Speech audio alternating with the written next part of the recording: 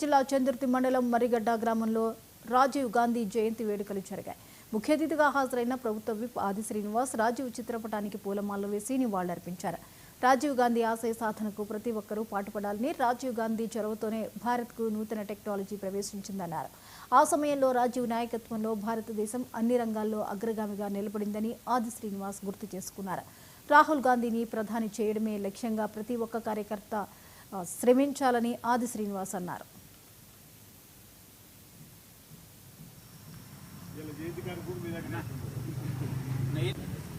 రాజీవ్ గాంధీ గారి జయంతి సందర్భంగా చందుర్తి మండల్ కాంగ్రెస్ పక్షాన్ని ఈరోజు మరిగడ్డలో వారికి ఘనంగా నివాళులర్పించడం జరిగింది. వారి ప్రతిమకు రాజీవ్ గాంధీ గారి దేశానికి ప్రధానమంత్రిగా పదవి బాధ్యతలతో సమర్థవంతంగా నిర్వహించినటువంటి సందర్భంలో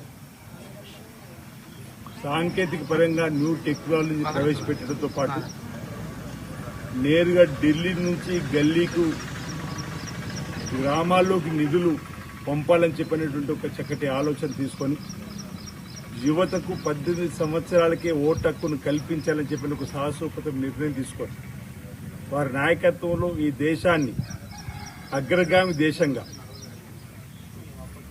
గతంలో పైలట్గా తన వృత్తిని నిర్వహిస్తున్న సందర్భంలో ఇందిరాగాంధీ గారి దేశాని కోసం బలైన సందర్భంలో ఉగ్రవాదుల గుళ్లకు తప్పని పరిస్థితుల్లో రాజకీయాలకు వచ్చి ఈ దేశానికి నాయకత్వం వహించి ప్రధానమంత్రిగా అనేక సేవలు అందించినటువంటి ఆ మహోన్నత నాయకుడికి సంబంధించినటువంటి జయంతి ఉత్సవాలు ఈరోజు దేశవ్యాప్తంగా ప్రపంచంలో భారతీయులు ఎక్కడున్నా వారి ప్రతిమకు వారి విగ్రహానికి పూలమాలలు రాజీవ్ గాంధీ గారి జయంతి సందర్భంగా